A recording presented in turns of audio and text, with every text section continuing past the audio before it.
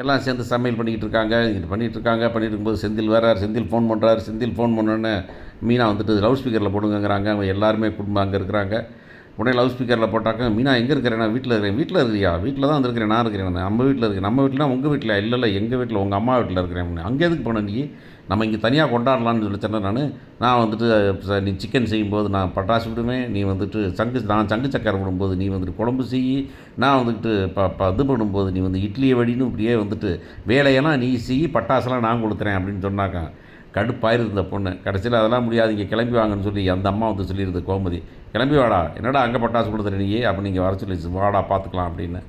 ஆனால் ஆக்சுவலாக இது ஜோக்கு மாதிரி உங்களுக்கு தெரியுது. ஆனால் ஆக்சுவலாக வந்துக்கிட்டு இது வந்து செந்திலோட கேவலமான ஒரு சீனு. அந்த சீனை வந்து கடைசியில் ஜோக்கு மாதிரி வந்து அப்படின்னு சொல்லி முடிச்சுட்டாங்க பாருங்களா. அதுதான் கொடுமை. எது ஜோக்கு, எது சீரியஸ்னஸ்ஸு, எது சமாச்சாரம், அவனுடைய கேரக்டரே ரொம்ப கேவலமாக போயிட்டுருக்கு. இதை வந்து ஒரு ஜோக்காக மாற்றியாச்சு அப்படிங்கிறது தான். கடைசியில் வர்றான், வந்து இங்கெல்லாம் உட்காந்துருக்காங்க. அப்புறம் சீரெலாம் வருது. சீர் வந்தோடனே எல்லாத்துக்கும் சீர் வந்தது, எனக்கு மட்டும் சீர் வரலன்னு கோமதி வழக்கம் போல் தேம்பி அழுகுறாங்க அப்படின்னு பார்க்குறோம். அந்த பக்கம் பரிதாபமாக ராஜி முடிக்குது.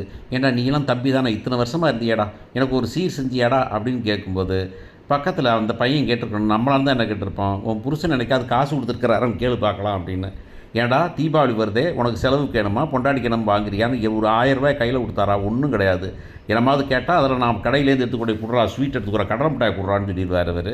அப்படி உட்காந்துருக்கிறாரு. கடைசியில் இந்த பையன் எங்கிட்டோ முட்டி மோதி எங்கிட்டோ வாங்கி இப்போ சேலை இருக்குதுன்னு பழங்களும் வாங்கிட்டு வந்து அக்கா பிடிக்கா அப்படின்னு. என்னடா நான் உனக்காக தான் வாங்கிட்டு வந்தேக்கா அப்படின்னு சொல்கிறான். இந்த கதையை எவ்வளோ அழகாக பண்ணியிருக்க முடியல.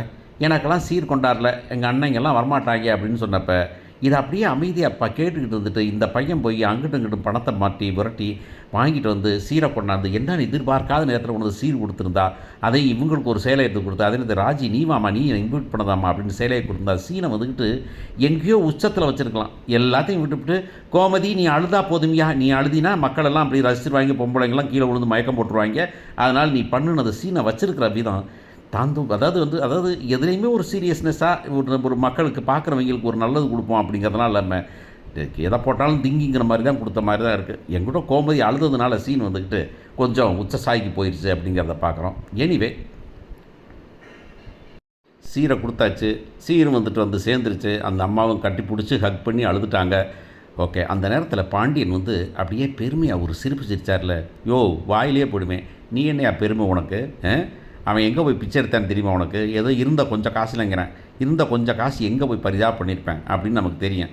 ஆனால் என்னன்னாக்க கருப்பேன் குசும்பேன் காசுக்கு ஆசைப்படுற மாதிரி இவர் வந்துட்டு எதுக்கு ஆசைப்பட்டிருக்காங்க அப்படின்னாக்கா, அக்கா